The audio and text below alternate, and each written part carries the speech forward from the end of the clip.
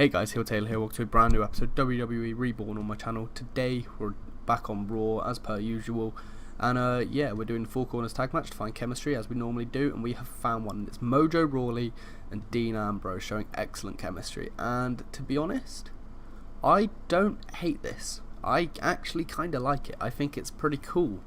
I think there's definitely something we could do with these guys in the future. Like, they look like they could be a team, so I suppose we'll see. And Bray and Matt have absolutely zero chem, so no deleters of Weldon's this save, I'm afraid.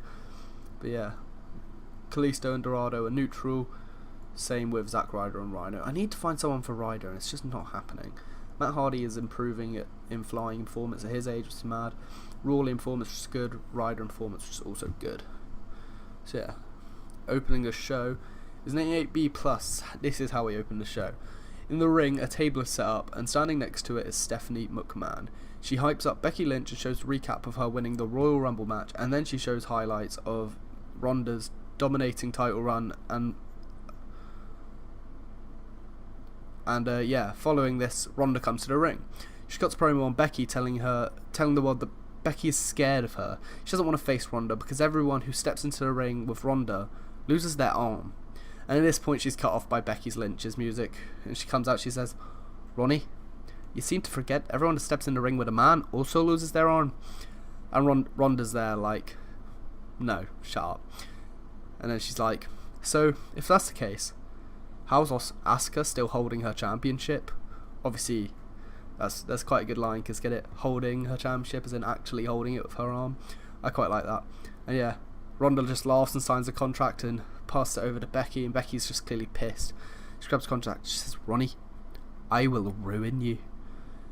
And then yeah, she signs the contract, but Ronda just picks her up and slams her through the table with her Piper's Pit kind of move. I don't know what it is, but yeah, 88B+, not a bad way to start the show, especially for a Raw, considering Raw seems to be shit. To our opening match was a 47D. Akira Tozawa and Kalisto don't work well as a team, but they still got 47s, so that's not too bad. Oh, Kalisto had 2 matches. I didn't even realise. I keep doing that. Yeah, Nice with a 37, Buddy Murphy 41. Buddy Murphy's getting better. But yeah, in a terrible match, Tozawa and Kalisto defeated Murphy and Nice in 8:34, when Tozawa defeated Nice with a German suplex. Cruiserweight Championship storyline gains heat. We're going to get into a 70C+, and in the ring, Elias sits with his guitar in hand. He begins to play a song after his classic lines, "WWE stands for," and "Who wants to walk with Elias?" Yeah, the song's about Tyler Breeze. He talks about how he's a creepy bastard who talks to pictures and has a poor taste in music. That's it. And then it goes into about how terrible wrestling and non-existent crowd heat. Metalik defeated Jack Gallagher in 8 minutes and 9 seconds by pinfall with a fireman's carry fisherman driver. 38 for Metalik, 40 for Gallagher, 41D. And then yeah, after Metalik's win, he celebrates. During the celebration, Dorado and Kalisto make their way to the ring to celebrate with him, and Lindsay goes to hold Metalik's hand in the air, but he just gets shoved to the floor by Metalik. Like, he just drops him, and Metalik just leaves. A 40D-. I think these segments are getting better, but yeah, 40D-. Going into a 60C, which is actually a really good match. Elias with a 68, which is really impressive. 52 for Apollo, he's getting there. Fashion Files storyline gets heat, but yeah, and about had decent wrestling and not much heat. Cruz defeated Elias in 7 minutes 52 seconds with pinfall for spin-out powerbomb after a distraction from Tyler Breeze. Yeah, Tyler Breeze distracts Elias. Yeah, and after Apollo's match backstage, like after the break or something, he's approached by Jason Jordan again. He says to Apollo, "See what happens when Titus isn't around?" That's it. And he just leaves again. But this time, like, Apollo seems to actually like think about what Jason's saying. He's like, maybe he's right. As I read the note that says Titus O'Neil helped Apollo during the segment. It's kind of gay because Titus isn't meant to be there, but it's fine. 54C-. Into a 53C-. And about how subpar wrestling Little Heat, the Boss and Hug Connection defeat Dana Brooke and Natalya in 10 minutes 50 seconds, when Sasha Banks defeat Dana Brooke by pinfall by submission with a bank statement. Brooke was the weak link, as she was indeed, with a 30. Natalya got 58, which is really, really good. 58 from Sasha, which is also very good. Bayley with 50, which is decent. Yeah, 53C-. Not too bad. Just a random match here. I want to give Sasha and Bayley a win, so I went with this. To a 77B, which is actually a really good angle as well. Backstage, Finn Balor walks into the interview area with his big old smile, and he's asked by Renee, "What is this feud with Bobby leading to?" That's it. And Finn then replies, "You see, I never asked for this fight with Bobby. We had a match. I won and that could have been it, but after the recent events, I've recently got word from Stephanie that an elimination chamber. I'll be facing Bobby Lashley for his Intercontinental Championship. So if you really want to know where it's leading to Finn Balor's first reign as Intercontinental Champion. And I got a 77B. That's quite good. In 2A, 53C-. Didn't expect amazing stuff out of this, but Dash and Dawson are doing good as a team right now. Yeah, in about a subpar wrestling and little heat, Revival defeated the Ascension in 7 minutes 4 seconds when Dawson defeated Connor with an inverted figure 4 leg lock. And yeah, need to change these guys' gimmicks, which is annoying me because I keep forgetting. 54 from Dash, 54 from Dawson, 45 from Connor. No, 45 from Victor, 44 from Connor because Connor's bad. Yeah, 53C-. Goes into a 72B- then. And yeah, backstage, Baron Corbin and Drew McIntyre jumped the Big Show in his locker room. They use items around backstage area just to attack Big Show's previously injured hip. Big Show tries to fight back, but the numbers game is just too strong, and by the end of the assault, when Drew and Baron flee, Big Show can't even stand up. So I have to see where this goes next week, won't we? Because we go into our main event of a 74B-, which is so dumb because they don't click, for God's sake. It had a good heat and decent wrestling. Lashley defeated Rollins in 20 minutes 28 seconds by submission with a dragon. Oh, that just should be pinfall the spear, really, if anything.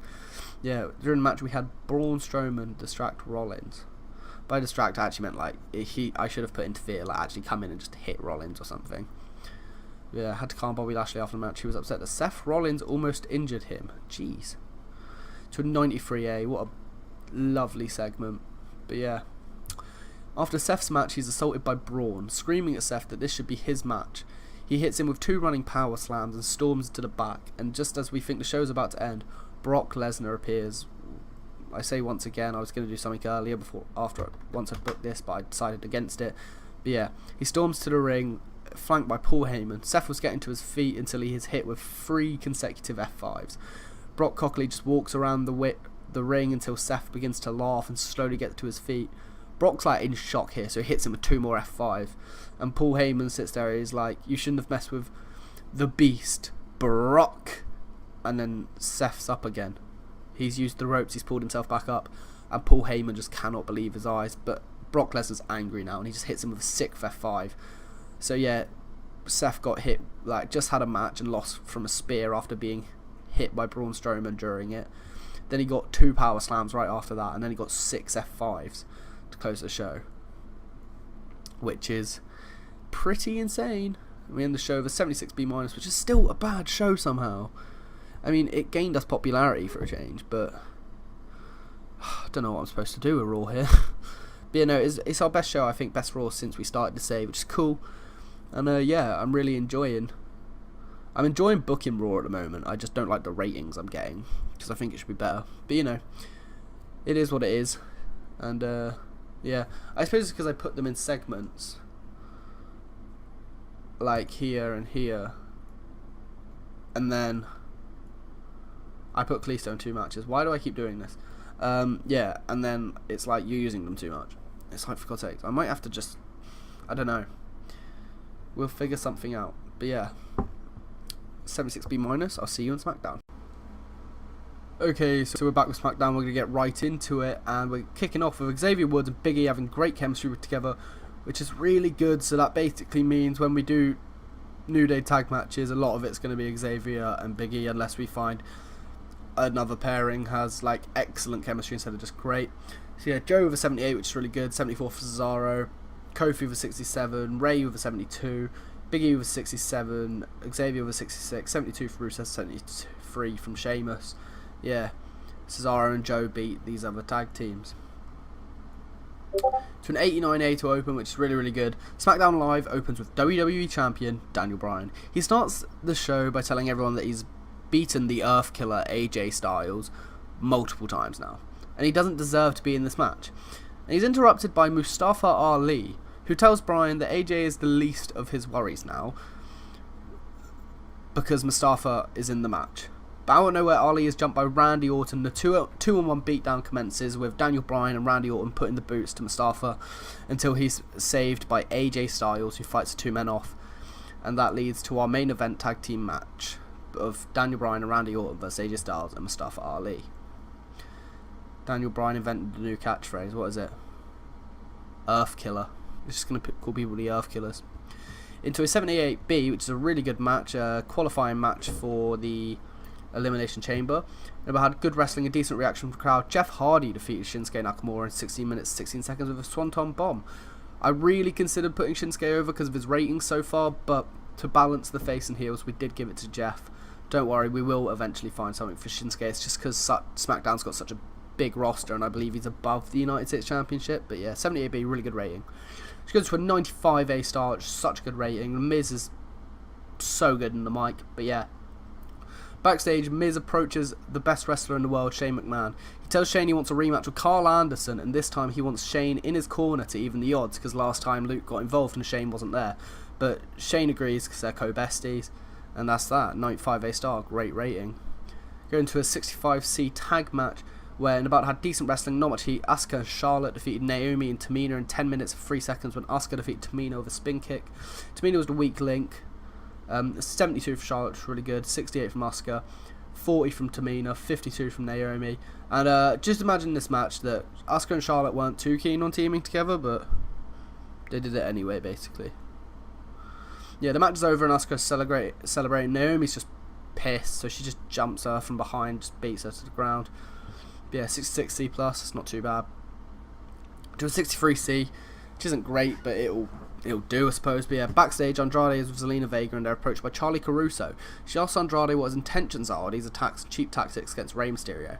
Andrade looks at her, obviously angry with the way she's called it. She's called them cheap tactics.